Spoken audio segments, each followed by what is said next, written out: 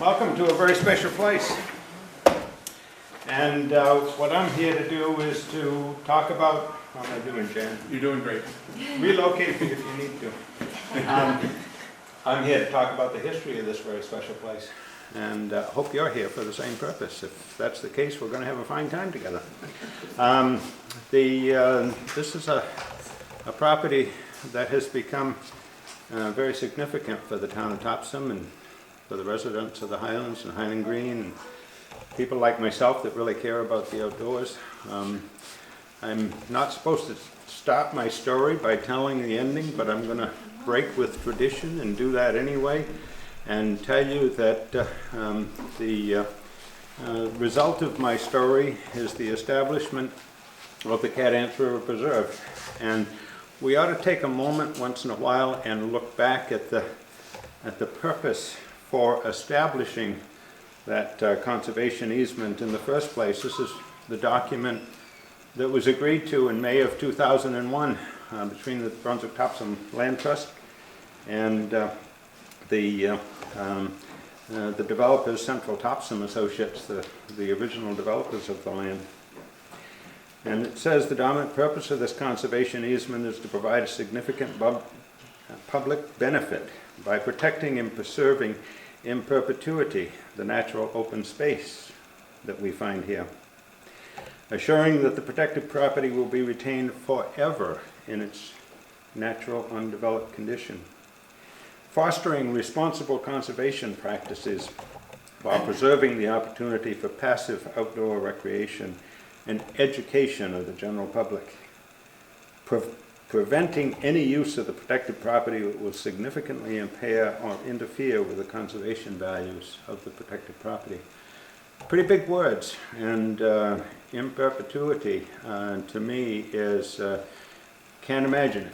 And we're going to look at what happened to this property over the last 300 years and say, isn't this a wonderful thing that has been done by Central Topsham Associates and by the Brunswick-Topsham Land Trust, and we're the benefit out of it. And part of what came out of the establishment of the Cathance River Preserve is the Cathance River Education Alliance in this wonderful building that we're in. And it got started very shortly after that document was completed. So we're on about 230 acres. We have about 7,900 feet, give or take, on the river. This portion of the property is about 185 acres. There's another 45 acres in the Heath property, which is on the other side of the road that we drove in on. Topsham's Future, a group of local citizens, was very instrumental in doing the negotiation for this up to the time that it became necessary to do the easement, and called on the Brunswick-Topsham Land Trust. And the member of that organization, particularly John and Carla Rinsenbrink, owe an awful lot of thanks from all of us that really care about this property. CREA's got an education component. Its early activity was with trail work.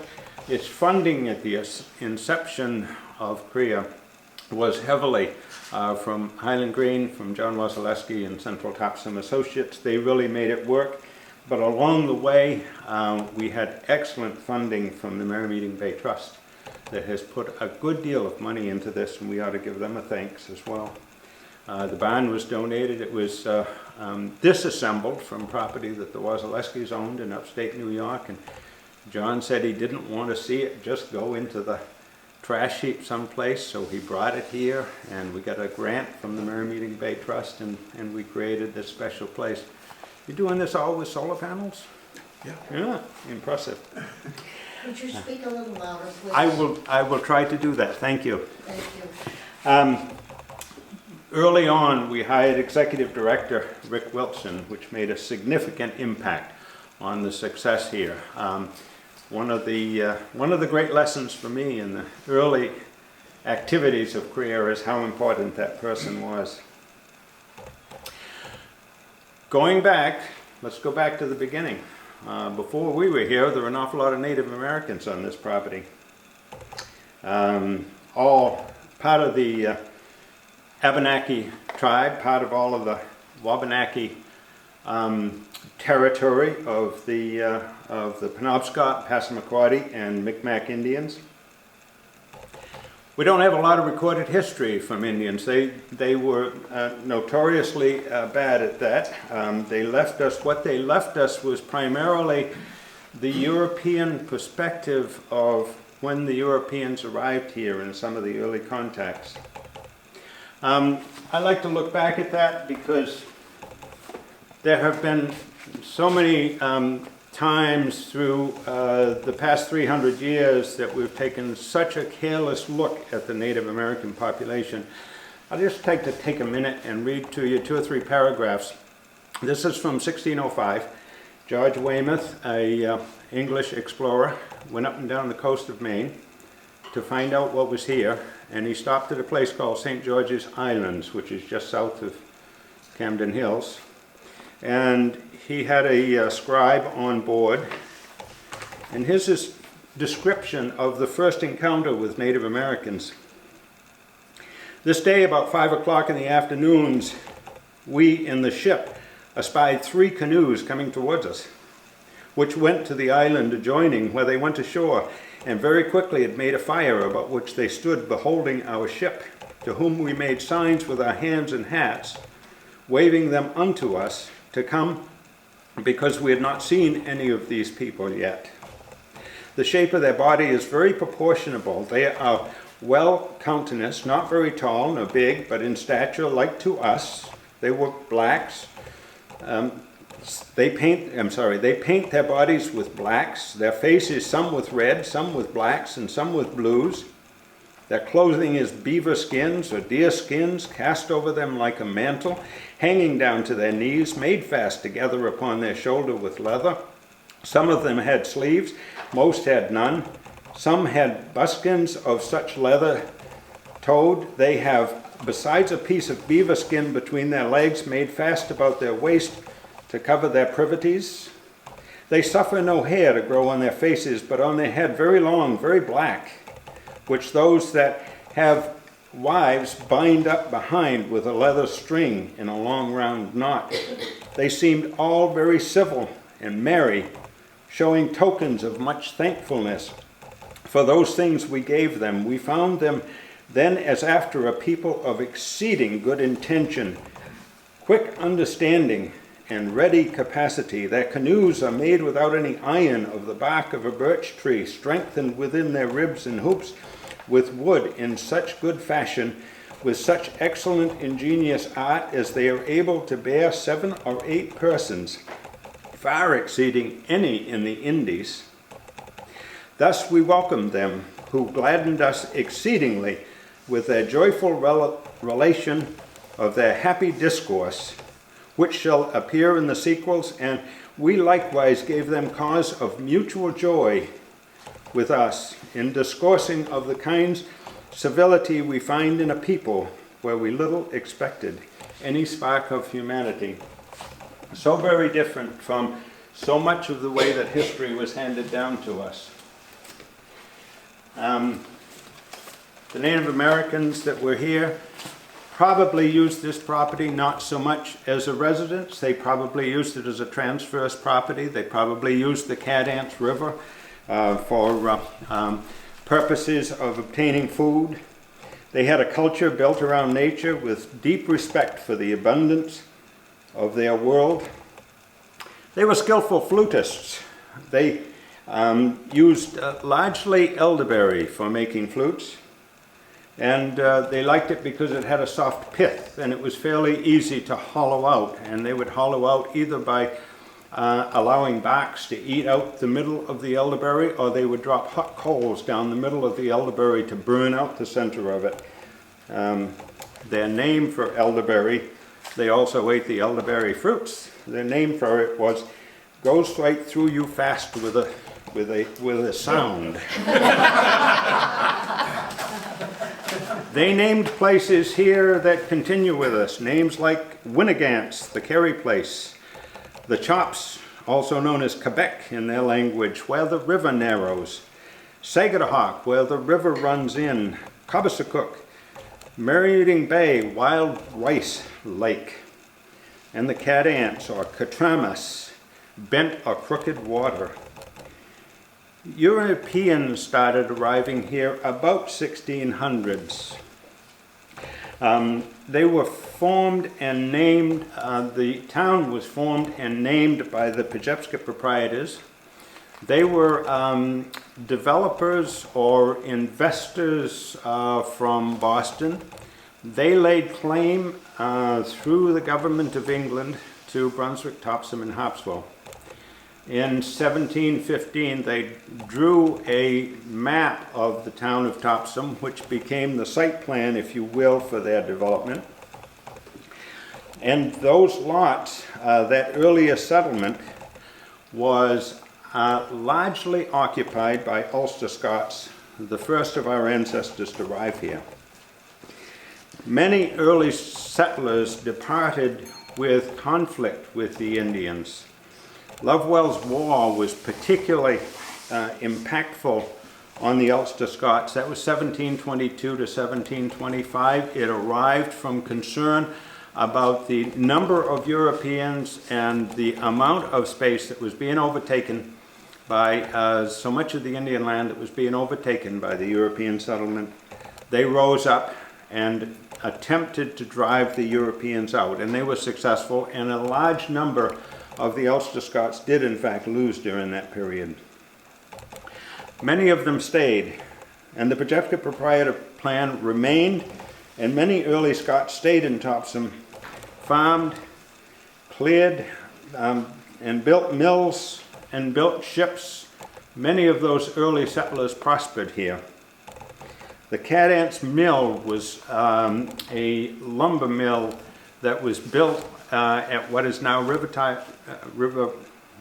head of Tide Park, and that was included as part of the original plan, along with enough land to provide timber resources for that mill. It was originally intended not only to provide a source of income for the Pejepska proprietors, but also recognizing that anybody that attempted to settle here in this wilderness was going to need lumber. And the Pejepska proprietors said the first use of lumber out of the mill shall be for the settlers, and only after we've satisfied the needs of the settlers will that lumber be exported to other communities. They set aside 1,100 acres plus the millwright, which is, as I say, now the head of Tide Park. The mill was built in 1716, only a year after they did their original plan, and it was leased by the Pejepska proprietors to Lieutenant Heath in 1717 for the first 3 years. By 1750, Samuel Winchell had settled in Topsham to run the mill. By 1772, mills were started at the Androscoggin Falls. So the period of early settlement was really the first 70 years of the 1700s. The lots laid out by the Pejepska proprietors were each approximately 100 acres. They were spaghetti strips that went from the Androscoggin River, 26 rods wide by 2 miles long. 26 rods is approximately 429 feet. And the idea was that everybody would get some water frontage. And water was the transportation, water was the source of food, and water was for protection, and all of the lots had some level of waterfront. The lot that I'd like to talk about, which is the property that we're on, and I've got a couple of handouts. These are the original spaghetti maps. This is a reproduction of the map from 1768 that's in Wheeler's History of Brunswick and Topsham. I laid out the area with a pink line around it, which is the area of the Cathance River Preserve. This line coming up, you can see, is the original road for the town of Topsham, and was part of the original design. Back on the table behind Wendy Susan and I have laid out a copy of the original plan for Highland Green. And if you look carefully at that, you'll see that it refers to the survey, and it has a copy of that road built into the survey. So that was still on the survey in 2001. And I'm going to interrupt really quickly. There's a map up here from 1759, and that's the Cathance River down below here. And these were examples of some of those that were set with different folks who were some of the earliest settlers, having their waterfront property and yet going back. Each one 100 acres, like Dana said. What are some of the names?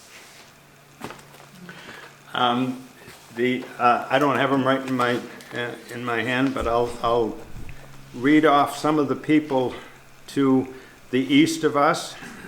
B. Thomas, Adam Hunter, sorry Jen, James Mustard, James Potter, Alexander Potter, James Potter, Benjamin Thomas.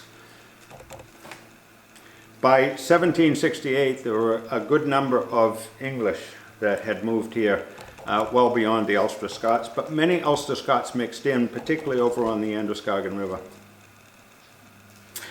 So these are the people that we're interested in for the moment, if I may. These two people, John Winchell and Stephen Staples. We're both up on this one too.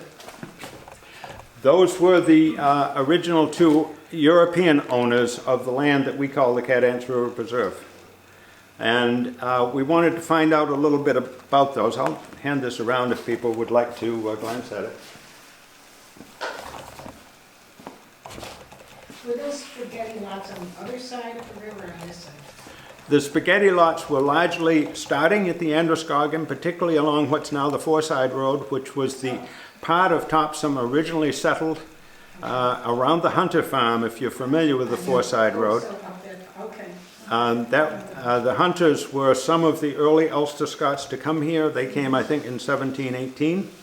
But all along that road, there were lots that went back, as you can see from that. The spaghetti lots largely started at the Androscoggin and came back 2 miles. These are just slightly wider because they run 52 rods to 44 to 48 rods wide. And one of these here is Adam Hunter, but they inserted captain. They wanted to make sure he had his title here. And it's mainly, let's see, 2 are from the Graves family. Getchell, Staples is here, Winchell is here. And there's another Hunter down at this end. But the mill was right on the Cathance River, is right here. Right, times. Yeah, exactly. But again, that's 1759. So this lot is not, the lot that we're on is not on that map? No. No, it's not. It's on the map that I'm That throwing he's around. showing. Look at the area outlined in pink, and that's really the lot that we're talking about. We were abutted at the time of the first European settlement by the roadway on the south, as I mentioned, and also land owned by Robert McFarland, a 116-acre parcel. To the north and the west, we were largely abutted by the river. To the east, a lot owned by Adam Hunter, and the Hunter farm consisted of 6 lots that went from the Androscoggin River back to the abutting our property. Northeast, there was a gore or a piece of land that didn't really fit into anybody's map, just kind of an open space that nobody laid claim to. And beyond that was a piece that was owned by Samuel Staples. North of the river, there was a piece owned by Samuel Winchell, a 500-acre parcel, and also a parcel owned by Stephen Staples. Samuel Winchell, 4th generation of Robert Winchell. Robert Winchell, born in England, came to Dorchester, Massachusetts, 1634. From there, went to Windsor, Connecticut, 1635, and made his life there. And Samuel, don't know what brought him to Topsham. He was born in Windsor in 1711, and he died in Topsham 1783. He married Sarah McNess, Harpswell, in 1738. Maybe that's what brought him here. What do you think? He was in Topsham in 1740 as 1/4 owner of the Cathance mill. He probably brought some money with him.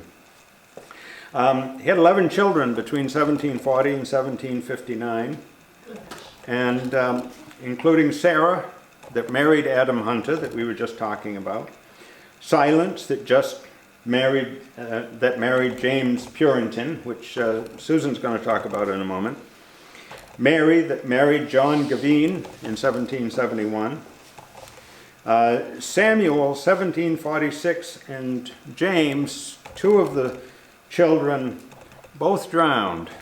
But only one body was discovered, and according to Wheeler's history, it was supposed that the other was taken by Indians. 1768 map date listed as owner of 500 acres on the north side of the Cathance lot of the millwright and 200 acres on the Androscoggin. So the Winchells came with money, invested in a lot of land, never lived here as far as we know. John, who is the one on the piece of property that we're interested in, one of the sons of Samuel, was born in Topsham in 1740. At the time of this map that I've handed around, he was 28 years old. Was this an investment? Why did he have a partner? Was he after transportation advantage? Don't forget, at the time, our property, the Cathance River Preserve, abutted the only road that went from here to the Androscoggin River. Maybe that road was important for family investment. We don't know.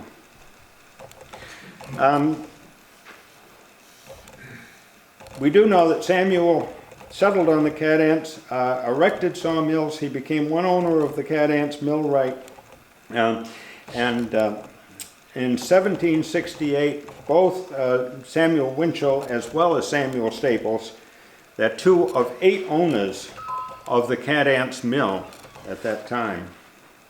The other owner, Stephen Staples, born 1739, and one of 2 brothers, Stephen and Samuel, don't have as much of their biographical information as we do on the Winchells. They were both in Topsham in 1740, 1750s. Wheeler said that Samuel moves to Lisbon Falls and Stephen stays in Topsham. Stephen is 1 year younger than his partner, John Winchell. He is married first to Jude, 2 children. After her death, he marries a second time to Susanna Hobbs. 1764, has 9 more children. So, like his partner, he also sired 11 children. Stephen owns 100 acres on the south side of the Cathance mill land, the land that was set aside as a resource for the mill. Samuel owns on the south side of the Cathance millwright, and in 1761 bought in to the Cathance mill. 1768, he's 29 years old. Jude has died. He has 2 children at that time with his first wife. Why partner with Winchell? Did he need a new mill? Did he need new resources? As far as we can tell, neither one of them ever lived on this property. This was an investment property. We don't know exactly what the purpose of the investment was. We do know from a 1759 map that the Winchells and the Staples lived as neighbors on Elm Street, with one of them at the corner of what is now Elm and Pleasant, and the other one in the house that is at the entrance, the old entrance to the John Cone School, the first house on the same side of the street as the John Cone School. Those were the Winchell and Staples homes. So maybe this was a couple of fathers hoping to get a couple of late 20-year-old young men into business. but for whatever purpose, they became the owners. Again, no evidence that either Staples or Winchells resided on the property. By 1770, the Androscoggin Water Power and Mills are being built up, and we were beginning to enter what would be a boom period for Topsham. By 1790, things are really booming down around the Bowden Mill and down around the Androscoggin. Our boom in the 1790-1830 period was 1, water-powered, and 2, wood-fueled. We had some wonderful timber resources here, and it attracted an awful lot of investment. It attracted an awful lot of sawing and export of lumber, but it also attracted an awful lot of shipbuilding. It attracted an awful lot of development during that period. What we now recognize as some of the really stately houses on Elm Street were built during that period. I'm just going to interrupt you. This map is from 1802, which shows exactly what Dana's talking about. I wish I had a pointer here. But this is Elm Street, street you see curving up here. So the homes are going up here, more homes along Main Street and Green Street, and then there's more businesses that are right down there on the river. This is all Topsham, and this is Brunswick. And Elm Street was kind of the limit of the development at the time, and the two houses that I spoke of were number 7 here and number 6 right next to it. Those were the Staples and Winchell homes. Interrupt me anytime, please. So 1790 to 1830 was really a period of economic boom, where an awful lot of fortunes were made in Topsham. By 1830, 1850, things had begun to cool off a little bit. Some of the people that came here for investment purposes, largely of English descent, had made their money. The lumbering was much more attractive to the north of us, where not so much lumber had been cut. And we saw an awful lot of diversity in investment activity during that period. Samuel Thompson, for example, went heavily into shipping during that period. Samuel Vesey, who owned the large house on Main Street, right at the crest of Main Street as you go up beyond Elm Street, made a lot of money here during that period, and he moved up to Orono and made enough money there and impressed enough of people that they changed the name of part of Orono, and that's how we established Vesey, Maine. By 1860-70, Elm Street was fully developed, but there was nothing north of it. And if you look at the early maps, there was that part of Topsham had never been developed. In fact, here's a map of Topsham done in 2001. It's on the back of this map that I handed around. I've got the same area circled, and if you look at this 2001 map, no roads, no development, still a very pristine location. So, for whatever reason, this became a source of timber, but nothing more.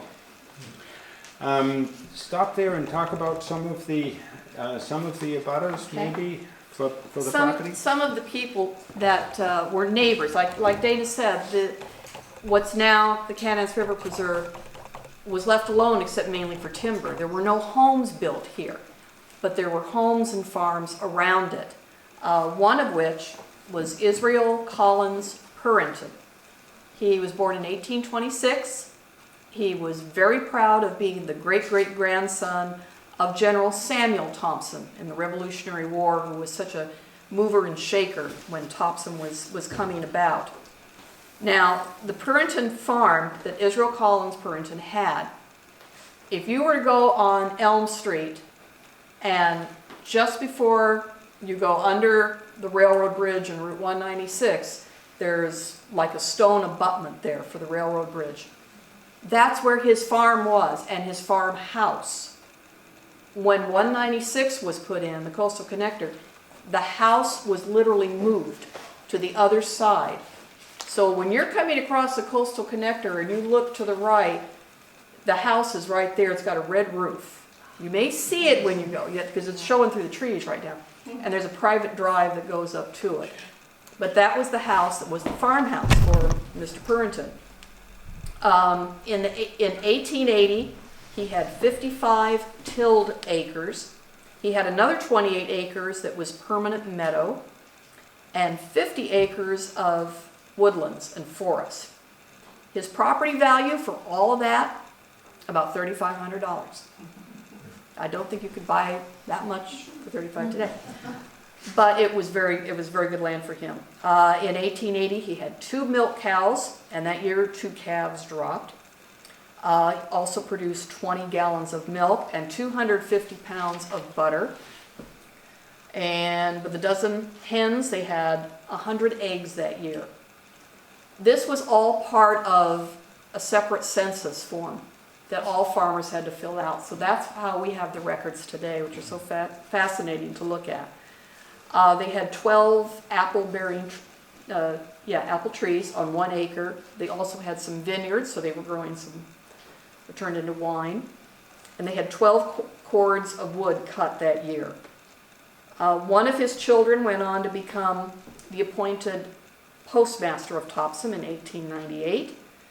And Israel Collins Purinton died at the age of 89 in 1916.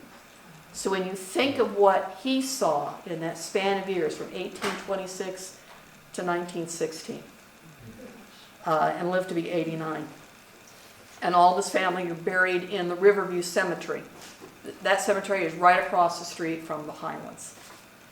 Now I'm going to go to another neighbor from the next generation, George Howard. He was born in 1842.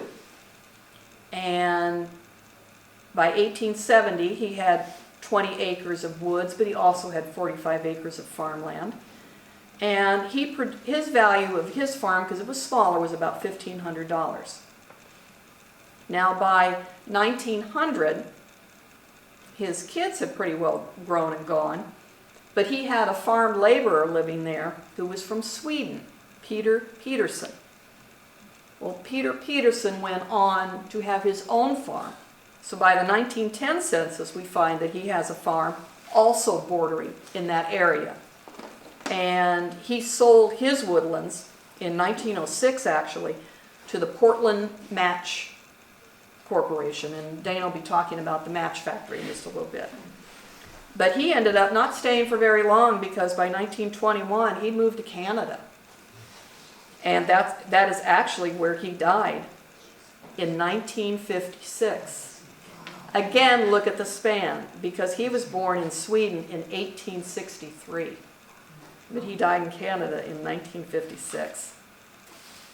There was one more gentleman I want to bring up, Frederick Herman Ward.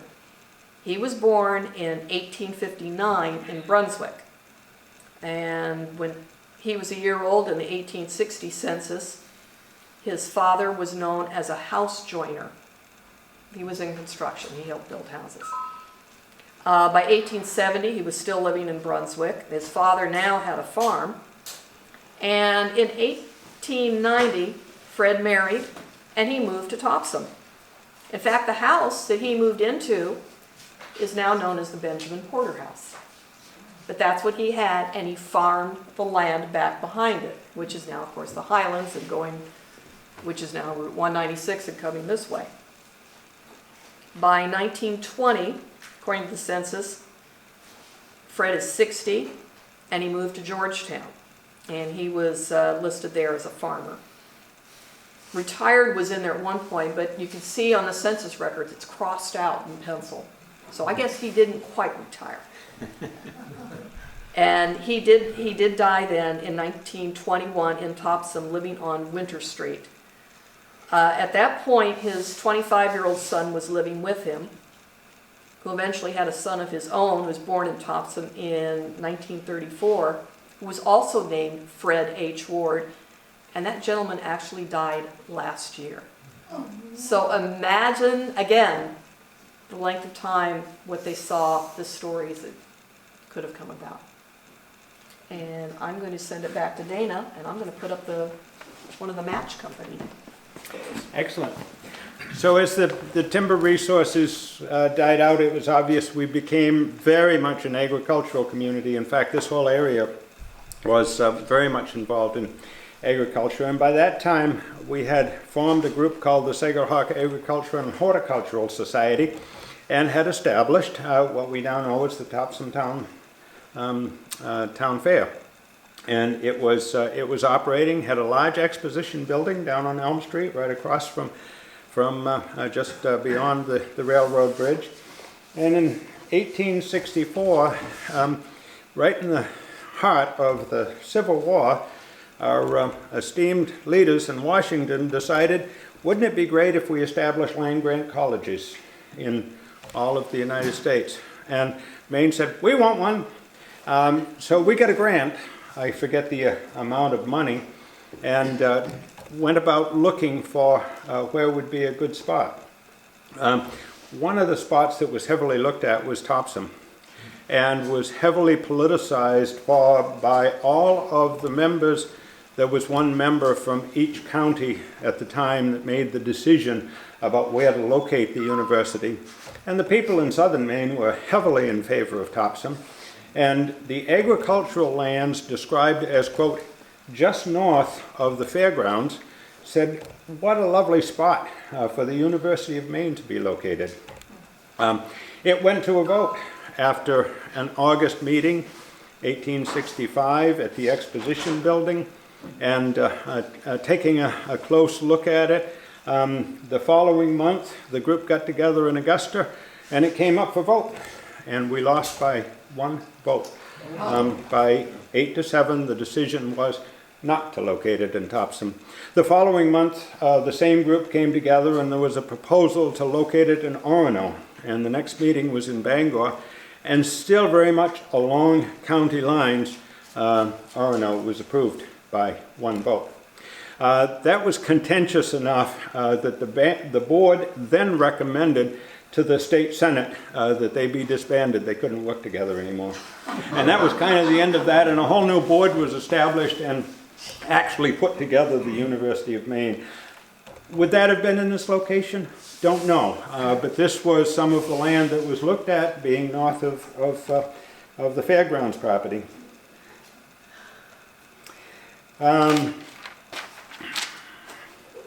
1860s feldspar became the focus. I don't know that the feldspar interests owned fee simple interests in the land. I think they had mineral rights and bought up the mineral rights for less than it would cost them to buy the whole land. But feldspar became very big. The mill at Cathance to grind up the feldspar was built in 1872.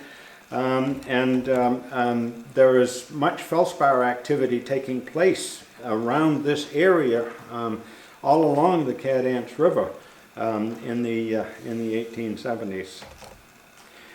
Again, around that same time in the 1870s, a group out of Portland, known as the Portland Star Match Company, is formed. Two things you need to make matches. One is sulfur and the other is wood.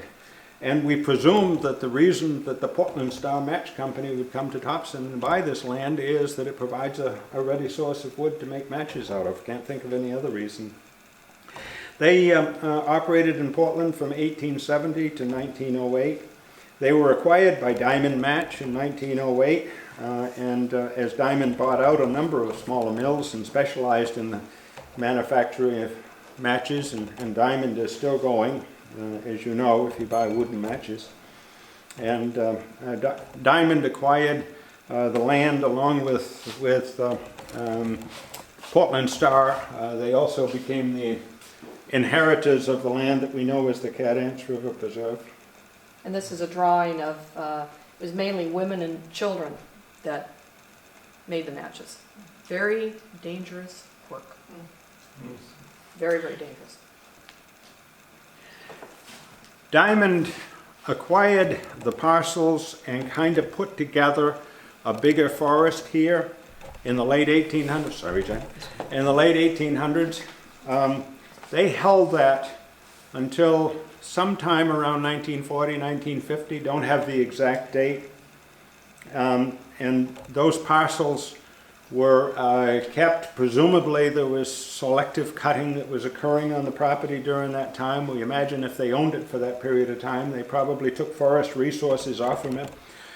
They probably would be most interested in birch, because birch was a wood that was easily converted into things like matchsticks and toothpicks and tongue depressors, and all those kind of products are made largely out of birch, so that's probably their interest.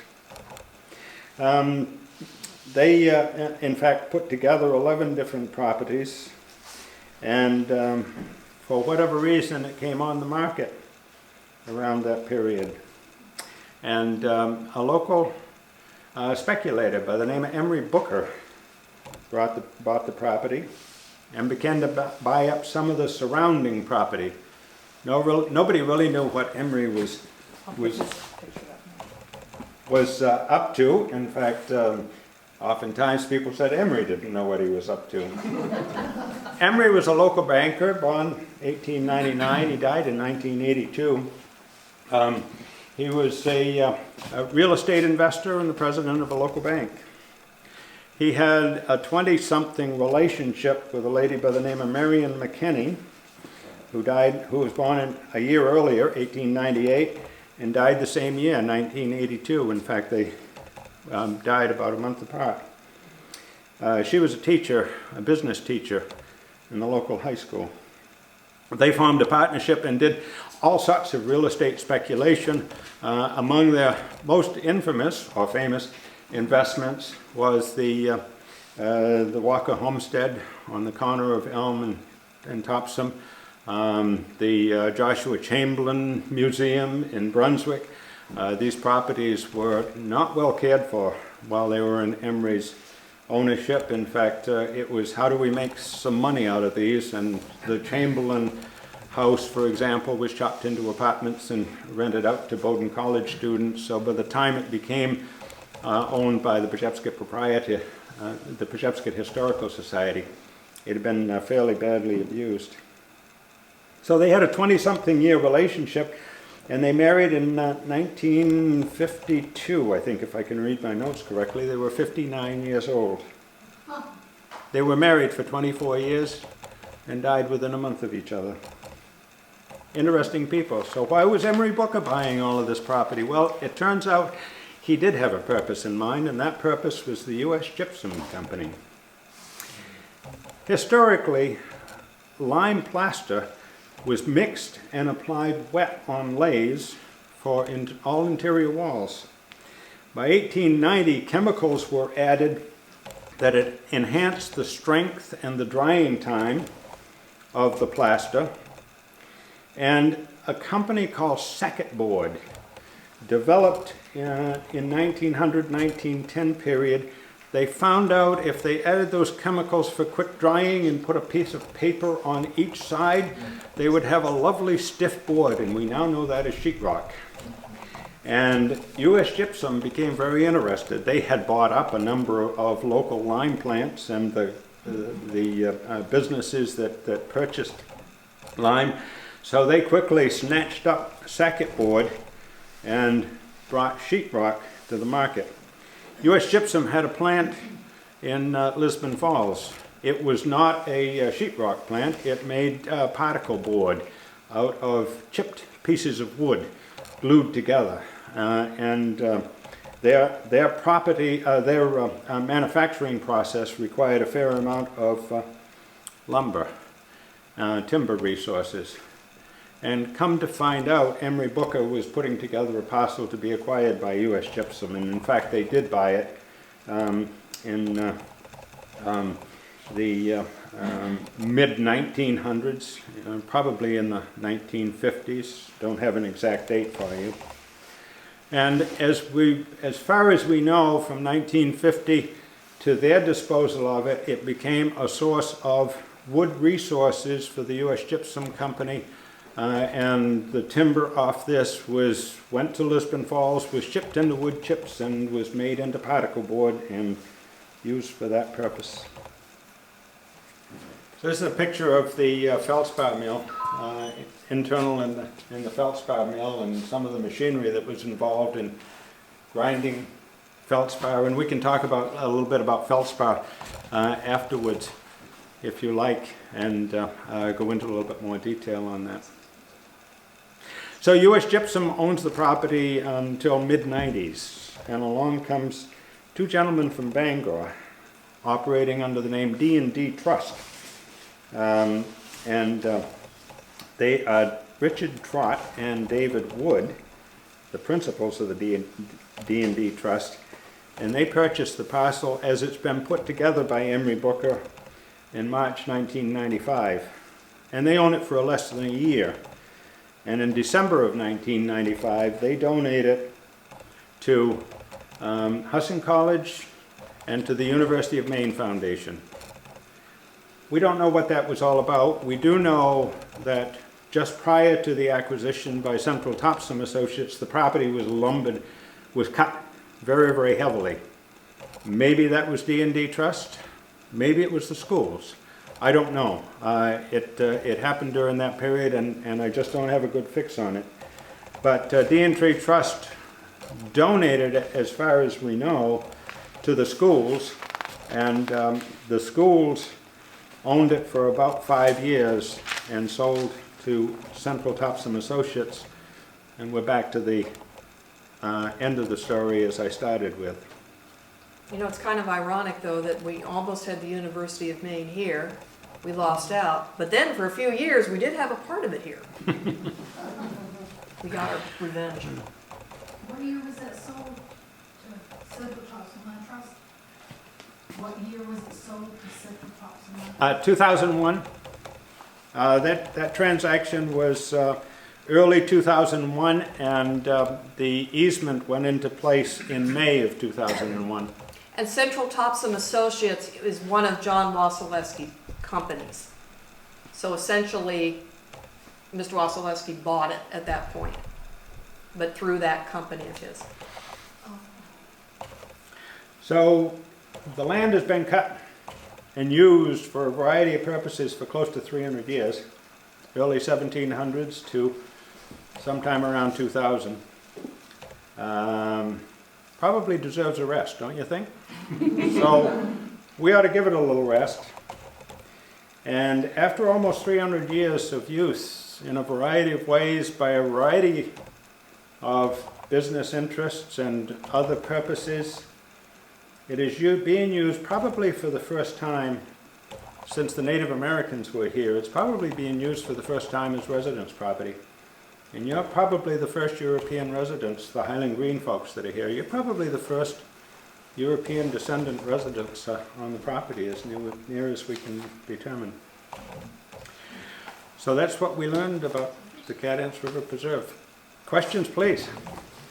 So the last of the logging took place in the late 20th century? Sometime between 1995 and very early 2001. Okay, and how about the mining? When did that stop? The feldspar operation here pretty much dried up as plastic products became available, and that would have been in the 1940s. There was still some activity that was taking place into the 1900s. The boom period was more 1890, 1910 period, where the feldspar mill was operating very heavily, and we were shipping out an awful lot of feldspar during that period. Okay. So it kind of dwindled from there, and the last of the activity. I was born in 1945, and I can remember the feldspar mill at Cathance as well as the one that was on Elm Street. So I don't remember those mills operating in 1945, but I can remember that they were there and were intact within my lifetime. Occasionally people coming in with, they're not mining anymore, but they're digging for tourmaline. Yep. That's still happening. Yep. How did they get permission to do that? And because nobody stopped him, I think. And Ed, did Ed Mendes leave?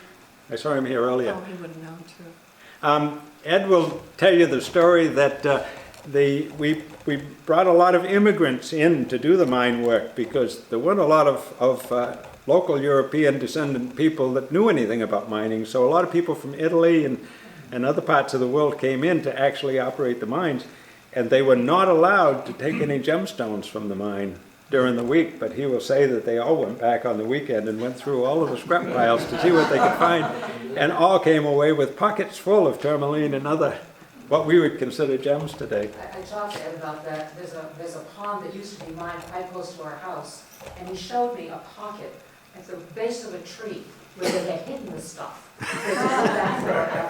There was none in there though, gosh dang it.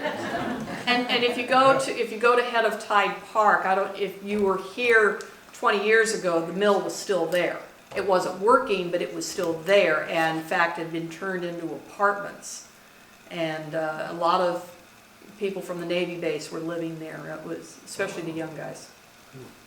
Do you have a guess when the preserved property was most heavily deforested and how extensively deforested it was at that time? I first visited the property right after it probably had been deforested the most severely, and it was right after the Hussing College and the University of Maine sold it.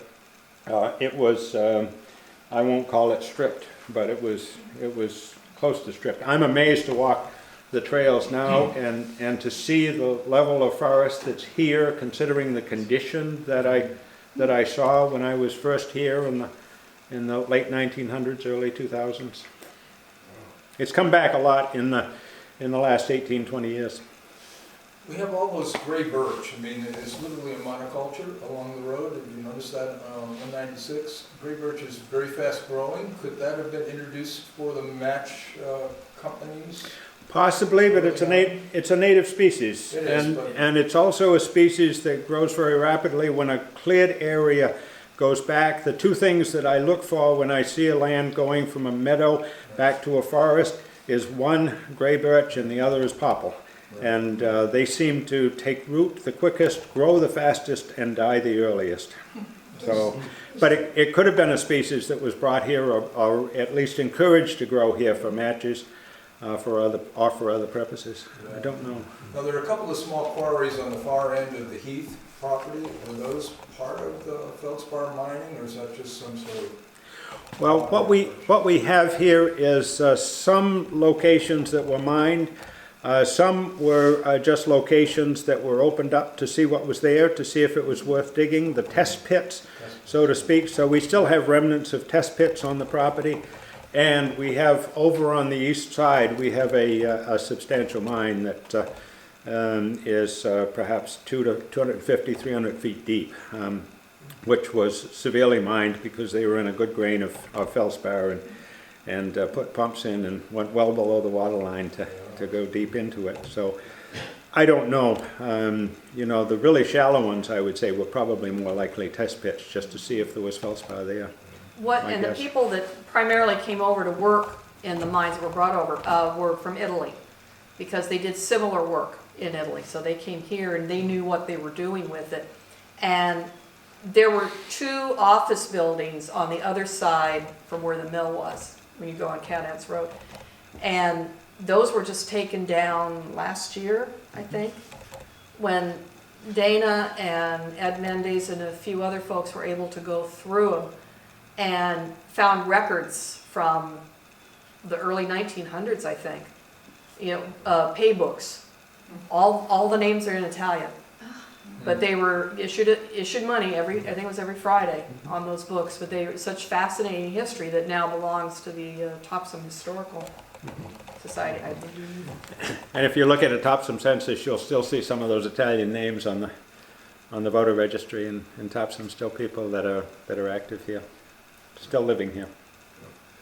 Dana, when did you say the most deforestation took place in South? My guess is just before it became owned by Central Topsham Associates in the 1995-2000 period, when it was owned by the University of Maine and Hussing College. So all over really brush, and so everything that's grown, you know, some of these big trees must be, you know, what?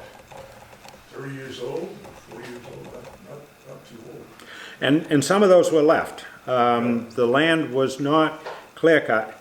but it had a severe cutting. Okay. So that, you know, you could easily see from one big tree to the next big tree. And then everything else has grown up in the meantime. Fast that they looked at, found, is there anything, have you seen any indication there? Because it just looks to me like there's sites every once in a while appear. Very, very easily could have been, and I have no record of it. But it wouldn't surprise me at all if there were work shacks or places to store Yes. tools, things like that, either for the feldspar industry or, But you no know, one lived here, it wasn't permanent housing, it was just. I have no record of anybody residing here or actively farming here. The farming, as Susan said in her little conversation, there were farms all around us. There was a lot of farming all around us.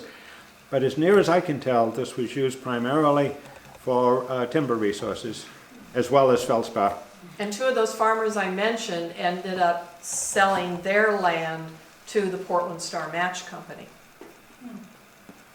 But they lived, of course, their houses were closer to Elm Street and Topsham, and then their property stretched back. So with that, I'll thank you for coming, and if there are other comments or conversations, I welcome. Thank you.